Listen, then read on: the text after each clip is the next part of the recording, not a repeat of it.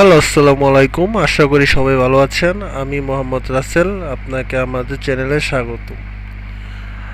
আপনারা যদি আমার চ্যানেলে নতুন হয়ে থাকেন অবশ্যই চ্যানেলটি সাবস্ক্রাইব করবেন, লাইক করবেন, শেয়ার করবেন, কমেন্ট করবেন, বন্ধুদের সাথে তো অবশ্যই শেয়ার করবেন। আজকে আমরা শিখব কিভাবে একটা আবেদনপত্র তৈরি করতে হয়, মানে চাকরির আবেদনপত্র আজকে তৈরি করব, তাই আপনাদেরকে দেখাবো। আর হ্যাঁ, আবারও বলছি, যদি আমার চ্যানেলে নতুন হয়ে থাকেন অবশ্যই চ্যানেলটি সাবস্ক্রাইব করবেন আর আপনাদের বন্ধুদের সাথে ভিডিওটি শেয়ার করবেন।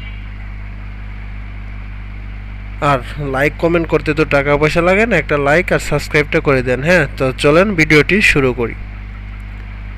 তো চলে যাই মাইক্রোসফট পাওয়ার মাইক্রোসফট ওয়ার্ডে। তারপরে আমরা পেজ লেআউট ঠিক করে নিব। পেজ লেআউট ঠিক করার পর মার্জিনে যাব, মার্জিন কাস্টমে যেয়ে চারপাশের বর্ডার মানে 1 সেন্টিমিটার করে নিব। ঠিক আছে, এখন যেটা করব সেটা হচ্ছে কন্ট্রোল এ সিলেক্ট করে আমরা ফন্ট সাইজটা ঠিক করে নিব, মানে ফন্ট সাইজ সব কিছু একত্রে ঠিক করে নিব, যাতে বারবার আমাদের ফন্ট চেঞ্জ না হয়ে যায়। একটা সমস্যা হয় যে বারবার ফন্ট চেঞ্জ হওয়ার কারণে আমরা এটা করে নিলাম। তারপরে লেখা শুরু করে দিব, ফর্ম নাম্বার আবিজাবি মানে যা আছে সম্পূর্ণ আমরা লেখা শুরু করে দিব। তো ফার্স্টে দিব ফর্ম নাম্বার, যেটা একটা সিরিয়াল থাকে, সেই নাম্বারটা আমরা দিয়ে দিব। ঠিক আছে, দিয়ে দেওয়ার পর আমরা মার্জিনে অ্যালাইন করে নিব। অ্যালাইন করার পর সেখানে মাঝখানে যে লেখাটা থাকবে সেটা হচ্ছে চাকুরির আবেদনপত্র। ঠিক আছে, সেটা লিখে একটু বড় করে নিব, লেখাটা বোল্ড করে নিব, আর সাইজ 18 দিব এরকম, আর নিচে আন্ডারলাইন দিব। ঠিক আছে, 18 বলতে 16 দিব। এখন আমরা একটা শেপ নিব, শেপ নিয়ে শেপটা হবে ফটোর জন্য, পাসপোর্ট সাইজের যে ফটোটা অ্যাড করব তার জন্য একটা শেপ আমরা ইউজ করব। পাসপোর্ট সাইজের ফটোর সিএম হচ্ছে 4.5 সেন্টিমিটার এবং 5.5 সেন্টিমিটার। তো এই জিনিসটা মাথায় রাখবেন। তারপর আমরা শেপটা একদম মার্জিন করে নেব, মানে ঠিক পজিশনে রেখে দেব। যদি ভিডিওটি ভালো লাগে অবশ্যই লাইক কমেন্ট শেয়ার করবেন আশা করি। এখন যেটা করব সেটা হচ্ছে যে আমরা বুলেট নিয়ে আমাদের যে প্যারাগ্রাফ লেখা সেগুলো আমরা লেখা শুরু করে দিব।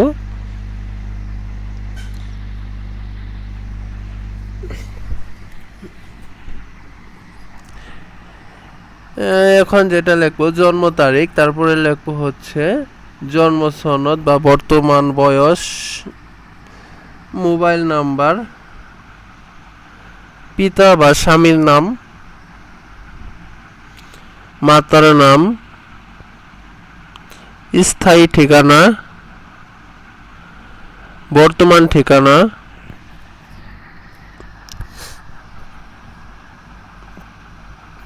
তারপর হচ্ছে শিক্ষাগত যোগ্যতা,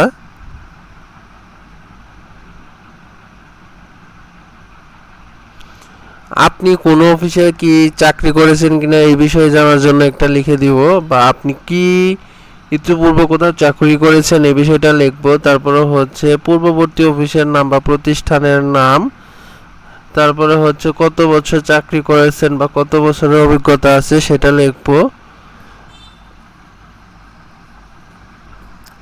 তারপর হচ্ছে মানে কোন কোন মেশিনের কাজেরও দক্ষতা আছে সেটা, বা প্রসেসের নাম, যেটা ওই দুইটাই লিখবো আমরা, কোন কোন মেশিনের দক্ষতা আছে এবং প্রসেসের দক্ষতা দুইটাই লিখে দিলাম। তারপর হচ্ছে আমরা এই যে ফর্মটা যে জমা দিব সেই বিষয়ে একটা ছোট একটা বার্তা লিখে দিব, যে এটাই যে আমি এই মর্মে অঙ্গীকার করিতেছি যে বিস্তারিত বিবরণ দ্বারা দেওয়া হয়েছে তা সত্য। আমি আরও অঙ্গীকার করিতেছি যে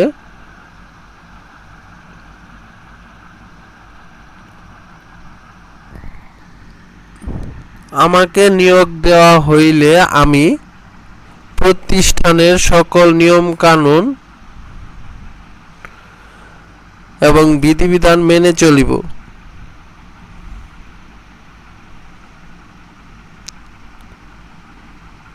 কোনো প্রকার অসত্য ও ত্রুটিপূর্ণ ভুল তথ্য সমূহের প্রদান পাইলে কর্তৃপক্ষ আমার বিরুদ্ধে আইনানুগ ব্যবস্থা গ্রহণ করিতে পারিবেন। এখন সবার নিচের লেখাটা লিখবো, তারপর আমরা ডিজাইন করব। সেটা হচ্ছে বিশেষ দ্রষ্টব্য, নিয়োগের ক্ষেত্রে কোনো সুপারিশ গ্রহণযোগ্য নয়, মানে গ্রহণযোগ্য হবে না। একবার আবেদন জমা দেওয়ার পর পরবর্তীতে ক্ষেত্রে মোবাইল ফোন বা মোবাইল SMS না পাওয়া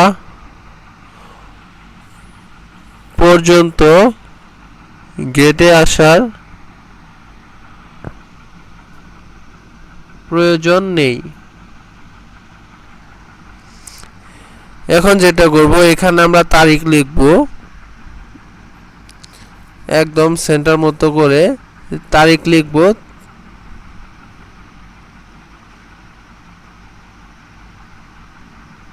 আমাদের মন মতো প্রয়োজন মতো যে জায়গাটুক সেরকম জায়গা নিয়ে আমরা এটা ডিজাইন করব। আর অবশ্যই প্রথমে যে এটা দিবেন সেটার করার পর ট্যাব ইউজ করবেন, তাহলে অ্যালাইনমেন্ট ঠিক থাকে। তারপর একটা শেপ নিব, শেপ নিয়ে এখানে শেপ নেওয়ার পর টেক্সট বক্সে যাব। টেক্সট বক্সে যায় সব কিছু 0 করে দিব, ঠিক আছে। তারপরে শেপের ফরম্যাট ফিল করে নো ফিল করে দিব, আউটলাইনও নো আউটলাইন করে দিব। তারপরে আমরা এখানে লিখব আবেদনকারীর স্বাক্ষর আর আবেদনকারীর নাম। তো এখানে আমাদের এইটুকু কমপ্লিট হয়ে গেছে, আপনারা দেখতে পাচ্ছেন। একটু নিচে নামাই দিলাম যাতে সৌন্দর্য দেখা যায়। এখন একটা ফন্ট যেহেতু চেঞ্জ হয়ে গেছে, ফন্টটা চেঞ্জ করে নিলাম। আমি কালপুরুষ ফন্ট ইউজ করেছি, এতে বাংলা ইংলিশ দুটাই লেখা যায়। তো আবেদনকারীর স্বাক্ষর আর আবেদনকারীর নাম একটু বোল্ড করে দিলাম আর একটু ডিজাইন করে নিলাম, মানে যতটুকু মানসম্মত ততটুকু করে নিচ্ছি, ঠিক আছে। তারিখটাও একটু বড় করে নিলাম বা ছোট করে নিলাম, বোল্ড করে নিলাম। এখন যেটা করব, উপরে চলে যাব, ঠিক আছে।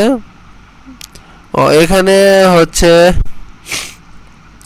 এখন যেটা করব সেটা হচ্ছে যে আমি যে সেমিকোলনটা ইউজ করছি তার আগে কার্সরটা রেখে ট্যাব চিহ্ন ইউজ করব, তাহলে খুব সহজে একদম সমানভাবে হয়ে যায়। আপনারা অবশ্যই দেখতে পাচ্ছেন যে কত সুন্দর দেখা যাচ্ছে।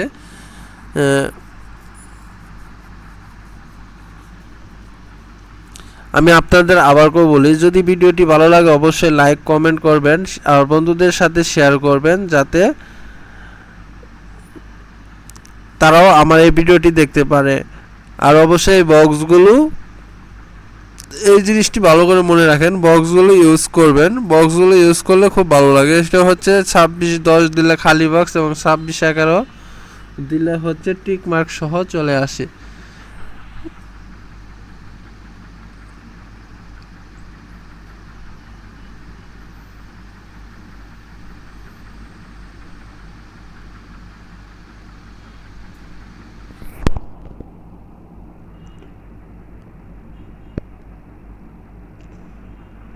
এখন আমরা একটু ডিজাইন করে নিব, যেটা হচ্ছে বর্তমান বয়স। এখন আমরা একটু ডিজাইন করে নিব, যেটা হচ্ছে বর্তমান বয়সে বছর লাগাবো। তারপরে হচ্ছে উচ্চতা, এখানে উচ্চতা ফুট আর ইঞ্চিতে দেখাবো, তাই লিখলাম ফুট এবং ইঞ্চি।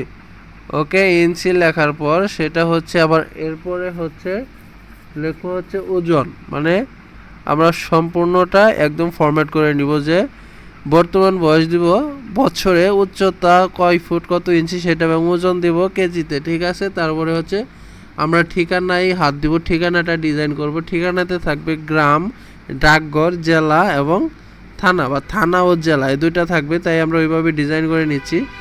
সমানভাবে ভাগ করার জন্য আমরা এরকম একটু ডিজাইন করে নিচ্ছি। এখন যেটা করব সেটা হচ্ছে এখানে ইন্টার বাটন ক্লিক করে ব্যাকস্পেস ক্লিক করে ট্যাব বাটন ক্লিক করলে আমাদের এটা হয়ে যাবে।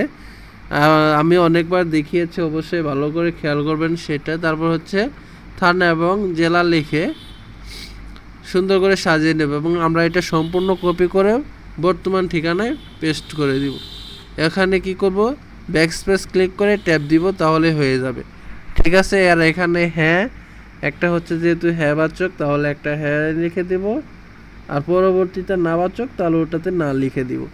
এবং ওখানে তো আমরা সাইটে লিখেই দিছি যে চিহ্ন দিন, আপনি কোনটাতে রাজি আছেন। শিক্ষাগত যোগ্যতায় সেখানে লিখবো হচ্ছে সার্টিফিকেটের কপি সংযুক্ত করুন। সেটা হচ্ছে যখন আপনি আবেদন করার ক্ষেত্রে অনেক অফিসে যে এর সাথে সার্টিফিকেট নিতে চাই, সেখানে সেটা লিখে দিলাম। এবং কত বছরের অভিজ্ঞতা আছে সেটা বছর আর মাস হিসেবে লিখে দিলাম। ঠিক আছে, এখন যেটা করব, কোন কোন প্রসেসের ক্ষেত্রে এটা 2 লাইন করে দিব, কারণ অনেকেই কাজ করে থাকে, অনেক অভিজ্ঞতা আছে, তার জন্য সেটা আমরা 2 লাইনে করে দিলাম।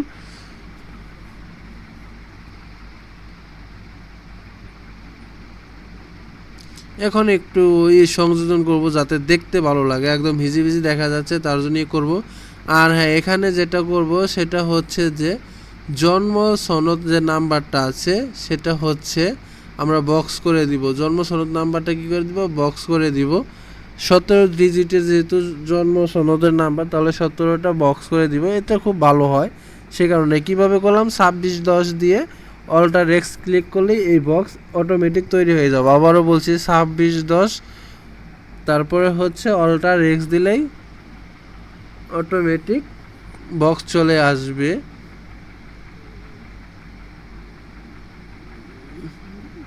আমার কাজ প্রায় শেষ, দেখেন ফর্মটা অনেক সুন্দরভাবে তৈরি হয়ে গিয়েছে। জাস্ট আমি সম্পূর্ণটা ক্লিয়ার করে নিচ্ছি। দেখেন প্রিন্ট করলে ঠিক তো এরকম দেখা যাবে। এখানে প্রার্থীর নামটা বলতে প্রার্থীর নামটা একটু ঠিক করে নেব।